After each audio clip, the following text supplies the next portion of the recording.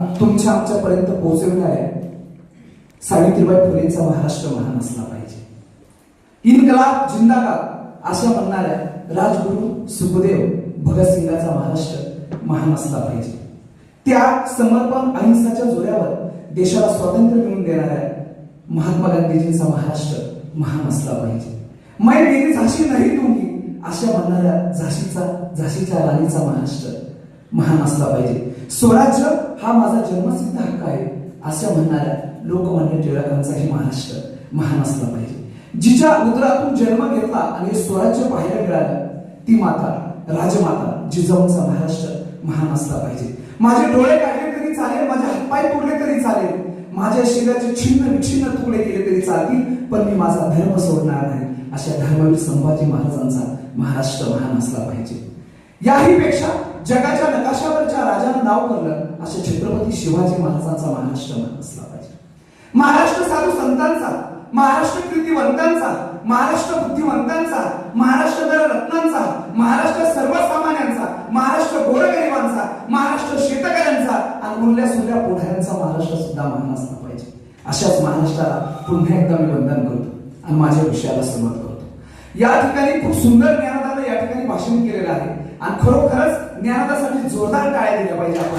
कारण या ठिकाणी पाहण्याची छोटी एवढं सुंदर मूर्ती आहे, भविष्यात तिला खूप मोठं भविष्य आहे.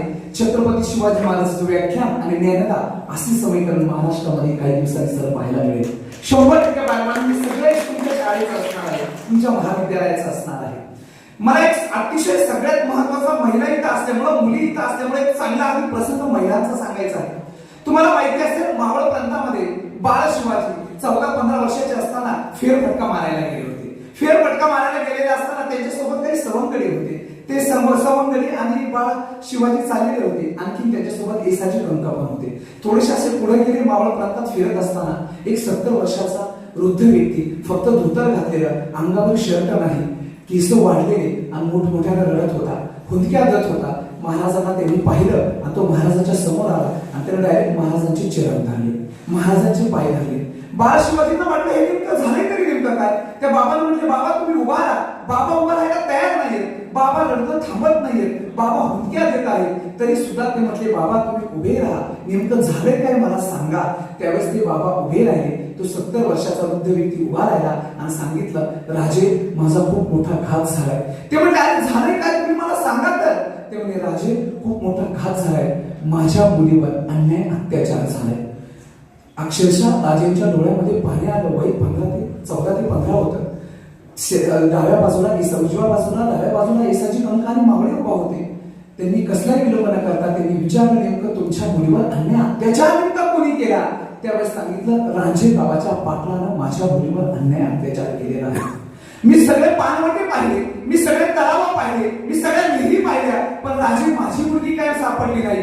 काही करा पण मला न्याय द्या आणि माझी मुलगी मला द्या. त्यावेळेस राजाच्या दचकन डोळ्यामध्ये पाणी आलं आणि राजाने येसाजी कंकला आदेश धरला, येसाजी तुम्ही लगेच राजे गावामध्ये जा आणि तो पाटील आहे त्याला उचलून घेऊन या, त्याला काय शिक्षा द्यायची मी ते ठरवतो आहे. त्यावेळेस येसाजी कंक राजे गावामध्ये गेले. राजे गावामध्ये गेल्यानंतर तो पाटील असा पारावर बसलेला होता. देशमुखाचा थाट तुम्हाला सगळ्यांना माहिती आहे गावामध्ये कसा असतो. आणि येसाजी कंक गेले आणि त्या राजेच्या पाटलाला म्हणाले की तुम्हाला राजेंनी बोलवलेलं आहे. ते म्हटले, मी येणार नाही. जसे राजे घरी प्रजेचे असतील सत्ताधारी, असतील अधिकारी, या गावाचा सत्ताधारी आणि या गावाचा प्रमुख मी आहे, मी येणार नाही असं बोलल्यानंतर येसाजी कंक परत पाठीमागे फिरले आणि राजेंकडे आले आणि राजांना सांगितलं की राजेचे पाटील यायला तयार नाही. ते म्हणजे यायला तयार नाही. एवढा अन्याय अत्याचार करून सुद्धा माझ्या राज्यामध्ये एवढा महिनेवर अन्याय होतो, एवढा अत्याचार होतो आणि एवढी मोठी चूक करून सुद्धा तो राजा यायला तयार नाही. त्यांना लगेच सांगितलं की 50 मावळे घ्या आणि ज्या ठिकाणी तो असेल राजाचा पाटील त्याला उचलून माझ्याकडे घेऊन या. त्यावेळेस 50 मावळे घोड्यावर स्वार झाले आणि राजे गावामध्ये गेले. त्याला शोधत होते. तो एका झाडामध्ये जाऊन बसलेला होता. मोठं म्हणजे हे होतं, एकदम घनदाट जंगल होतं. त्या घनदाट जंगलातून त्या राजेच्या पाटलाला उचललं आणि डायरेक्ट राजेकडे घेऊन आले. राजेकडे घेऊन आल्यानंतर राजे महालामध्ये होते. जिजामाते पाठीमागे बसलेल्या होत्या. पण राजाने सगळ्यांना सांगितलं होतं, उद्या चौक भरणार आहे. सगळे पदाधिकारी, सगळे जागीरदार, सगळे मावळे सगळे चौकामध्ये येऊन बसले. मातेला कळेना, जिजामासाहेबांना लक्षात येईना की नेमकं बाळ शिवाजी नेमकं आज करतायत काय. त्यावेळेस ते आतमध्ये गेले, त्यांनी जरीचा टोप घातला, सगळा ड्रेस परिधान केला, बिचवा कमरेला पोचला, तलवार हातामध्ये घेतली आणि तिला लावत असताना ते फक्त मातेकडे बघून हसले.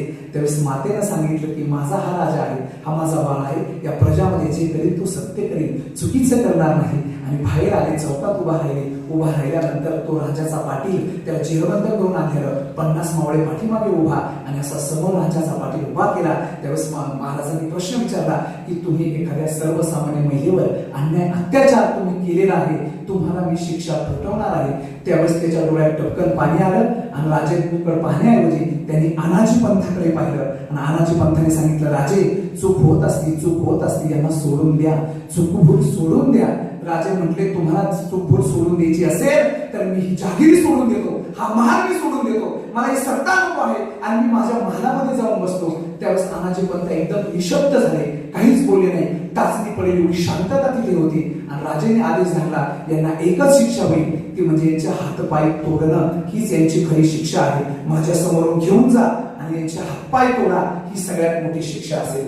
लगेच त्यांना घेऊन गेल्यानंतर त्या राजाच्या पाटलाचे हातपाय तोडले. त्याच्या किंकाळ्याचा आवाज राजांच्या कानावर पडला, राजाच्या डोळ्यात टपकन पाणी आलं. एवढी मोठी शिक्षा राजाला त्या व्यक्तीला कशामुळे दिली असेल तर फक्त स्त्री ही माझी आई आहे, स्त्री माझी बहीण आहे, प्रत्येक म्हणजे दुसरी स्त्री सुद्धा माझ्या घरातला सन्मानाने स्त्रीला मी वागणूक दिली पाहिजे, हा विचार छत्रपती शिवाजी महाराजांनी त्या कालखंडामध्ये केला. आणि हजारो पिढ्यापासून ते इतिहास साक्षी देतो की स्त्रीचा सन्मान कसा करायचा तर छत्रपती शिवाजी महाराजांनी सांगितलं त्याप्रमाणे करायचा. इथं लोक सांगतात या ठिकाणी मोठमोठ्या पद्धतीचं राजकारण आपल्या महाराष्ट्रामध्ये होतं. सांगतात आज मी तुम्हाला कर्जमाफी करणार आहे, आमचा शेतकरी मरायला लागला तरी वेळेत कर्जमाफी होत नाही. पण या देशामध्ये काय, या महाराष्ट्रामध्ये काय, या जगामध्ये काय, सगळ्यात पहिली कर्जमाफी जर कोणी केली असेल तर छत्रपती शिवाजी महाराजांनी केलेली आहे. 1669 मध्ये छत्रपती शिवाजी महाराजांनी पहिली कर्जमाफी केली. त्यावेळेस प्रचंड युद्ध व्हायचे, दुष्काळ पडला, महापूर आला, शेतकऱ्यांना खायला काहीच अन्न उरलं नाही, शेतकरी कर्जबाजारी झाला. अशा परिस्थितीत माझा शेतकरी कसा युद्ध करणार हा प्रश्न राजांसमोर पडला आणि त्यावेळेस राजांनी कर्जमाफी केली. खरी कर्जमाफी माझ्या शेतकऱ्यांसाठी केली असेल तर खऱ्या अर्थाने छत्रपती शिवाजी महाराजांनी केलेली आहे. आजचे राजकारणी आपला स्वतःचा ऊर बनवून घेतात की मी कर्जमाफी केली, सगळ्यात मोठी कर्जमाफी माझी आहे, पण खरी कर्जमाफी छत्रपती शिवाजी महाराजांनी केलेली आहे. काही लोक सांगतात की छत्रपती शिवाजी महाराज जातीवादी होते, परंतु छत्रपती शिवाजी महाराज कधीच जातीवादी नव्हते. प्रत्येक धर्माचा माणूस त्यांच्या समोर सन्मानाने यायचा.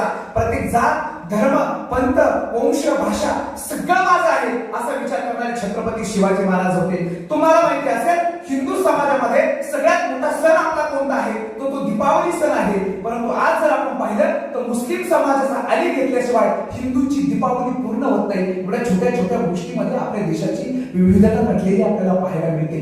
दुसरा महत्वाचा मुद्दा, मुस्लिम समाजाचा रमजान सण हा सगळ्यात मोठा आहे, परंतु आज हिंदूंचा नाम घेतल्याशिवाय मुस्लिमांचा रमजान पूर्ण होत नाही. एवढ्या छोट्या छोट्या गोष्टीमध्ये आपली संस्कृती दडलेली आहे.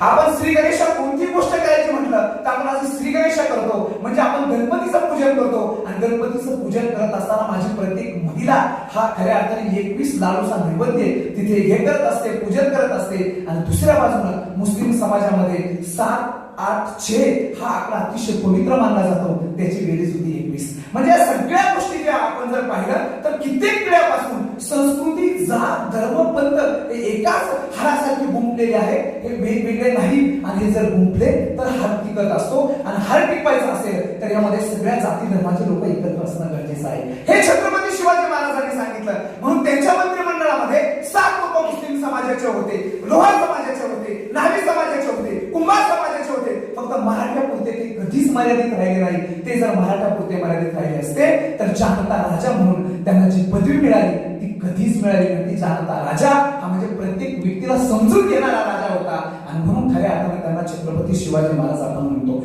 तुम्हाला माहिती असेल 10-12 वर्षापूर्वी व्हिएतनामचे राष्ट्राध्यक्ष सर आपल्या भारतामध्ये आले होते. भारतामध्ये आल्यानंतर ते एअरपोर्टवर उतरले आणि उतरल्यानंतर आपल्या भारताचे परराष्ट्र मंत्री त्यांना भेटण्यासाठी गेले. त्यांना भेटण्यासाठी गेल्यानंतर एखाद्या देशातला व्यक्ती ज्यावेळेस आपल्या देशामध्ये येतो प्रमुख पद असणारा, त्यावेळेस आपला सुद्धा प्रमुख पद असणारा व्यक्ती त्यांना भेटायला जातो आणि भेटीनंतर चर्चा काय होत असते तुम्हाला तर माहिती असेल. कोणतं चांगलं पर्यटन स्थळ आहे त्या स्थळाला आम्हाला भेट द्यायची आहे, तुम्हाला चहा पाणी घ्यायचं आहे, तुम्हाला जेवण करायचं आहे, या सगळ्या गोष्टी विचारल्या जातात. व्हिएतनामचे राष्ट्राध्यक्ष आपल्या एअरपोर्टवर आल्यानंतर आपल्या परराष्ट्र मंत्र्यांना त्यांना विचारलं तुम्हाला कोणतं पर्यटन स्थळ पाहायचं आहे, आणखी काय पाहायचं आहे, की प्रेमाचं प्रतीक असणारा ताजमहल महाल पाहायचा आहे, की अनेक वर्षापासून गृहमुखीत असणारा महाल पाहायचा आहे, की महात्मा फुलेंचं स्मृतीस्थळ पाहिजे, नेमकं तुम्हाला काय पाहिजे हा प्रश्न विचारल्यानंतर व्हिएतनामच्या राष्ट्राध्यक्षांना सांगितलं की तुम्हाला मी एकच गोष्ट सांगतो, 15 वर्ष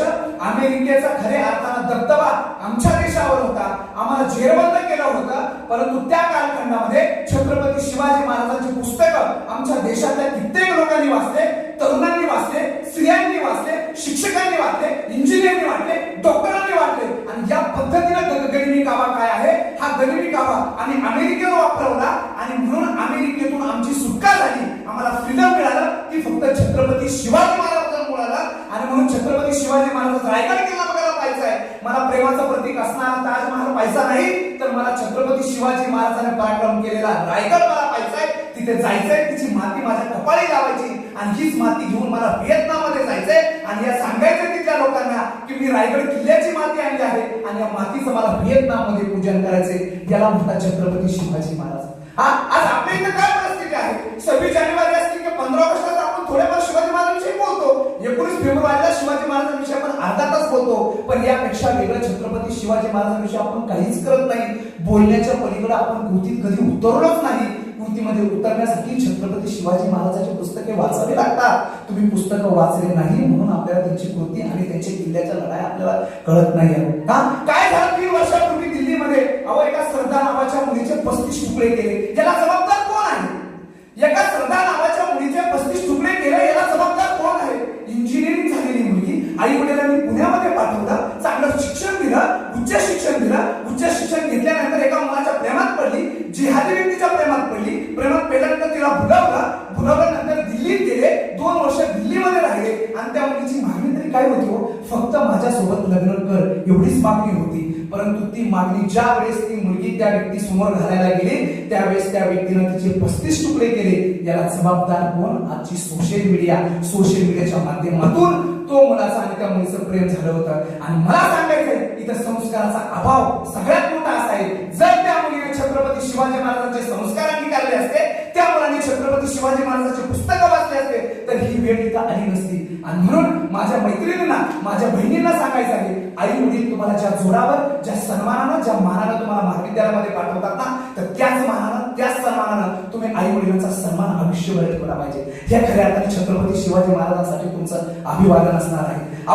इंदोरकर महाराज सांगतात ना, एका कोपऱ्यामध्ये मुलगी बसती, फोनवर बोलती, दुसऱ्या कोपऱ्यामध्ये तिची आई बसती, फोनवर बोलती, ती कोणासोबत बोलती कळत नाहीये, आई कोणासोबत बोलती कळत नाहीये, आणि या दोघींनाही वेळ लागत नाहीये. आणि म्हणून स्वतःच्या घरातले संस्कार उद्ध्वस्त झाले आणि म्हणून असे 35 तुकडे होण्याचे प्रकरण या भारतामध्ये घडायला लागले.